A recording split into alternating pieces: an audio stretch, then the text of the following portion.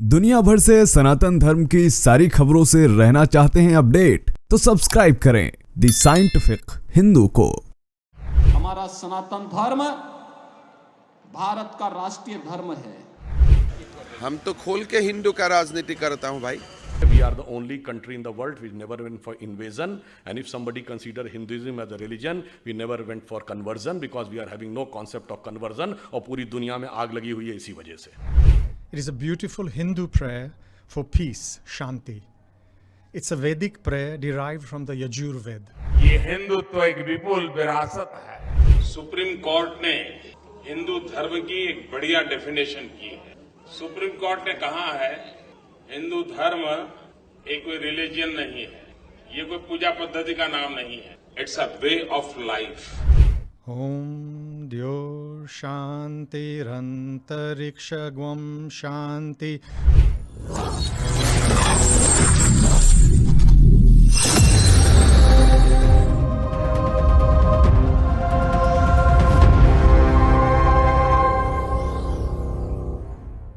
इक्कीसवीं सदी भारत की सदी है।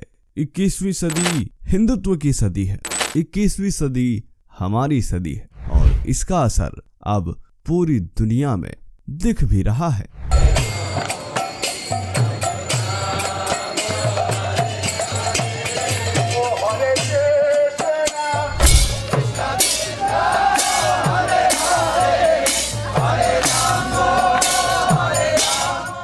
जिधर देखो उधर सिर्फ सनातन और भारत की ही बात हो रही है।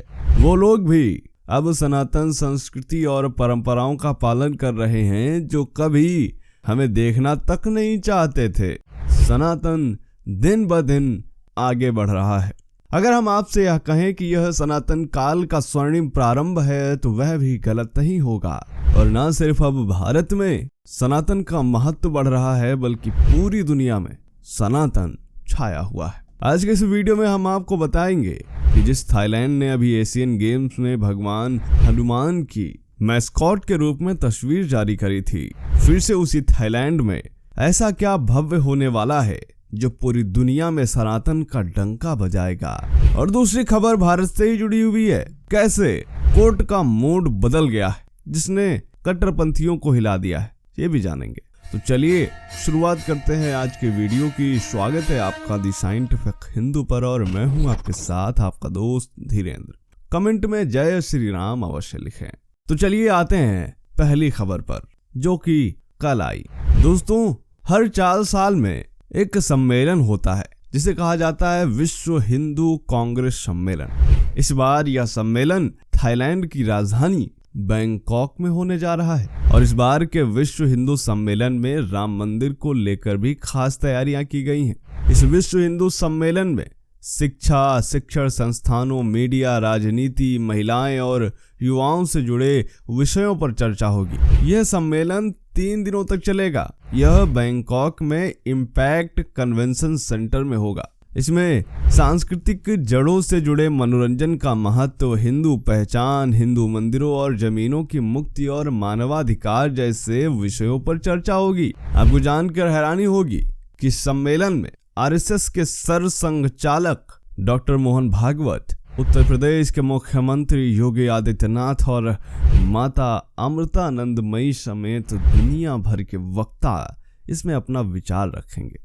विश्व हिंदू कांग्रेस 2023 के अध्यक्ष सुशील सराफ ने कहा कि 20 नवंबर तक इसके लिए रजिस्ट्रेशन होगा।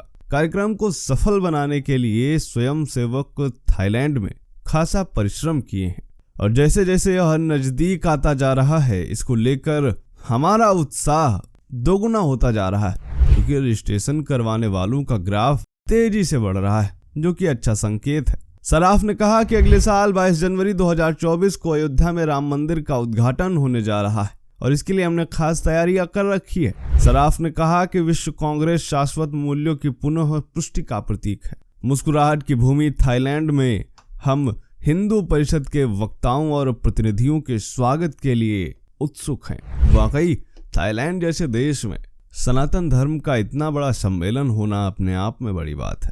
थाईलैंड हिंदू संस्कृति से सजा हुआ देश है जहाँ के दृश्य पहले ही हिंदू संस्कृति को मानने वालों और सम्मान करने वालों को बहुत भाते हैं। आते दूसरी खबर पर, जो कि आई है दिल्ली हाईकोर्ट से। दरअसल दिल्ली की जामा मस्जिद ने एक पब्लिक पार्क पर अवैध कब्जा किया हुआ है। दिल्ली हाईकोर्ट ने इस मामले की सुनवाई करते हुए ये कब्जा ना वापस लेने के लिए एमसीडी को फटकार लगाई। कोर्ट ने कहा है कि हम ऐसी सदी में नहीं जी रहे हैं जहां कानून का शासन नहीं है।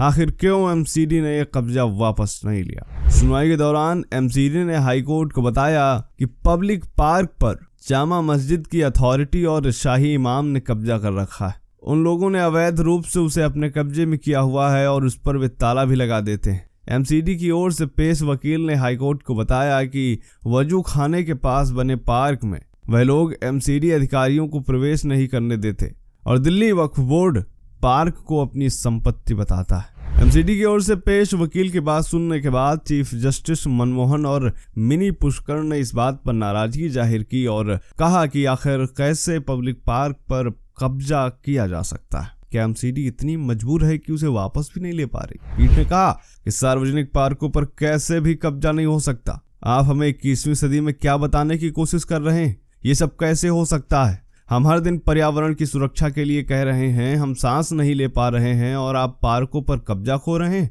आप इस पर कब्जा नहीं खो सकते। यदि आप पार्क के मालिक हैं तो आप पार्क को दिल्ली के नागरिकों के लिए सार्वजनिक ट्रस्ट में रखते। ऐसा लगता है कि आपके अधिकारी किसी और दुनिया में रह रहे हैं।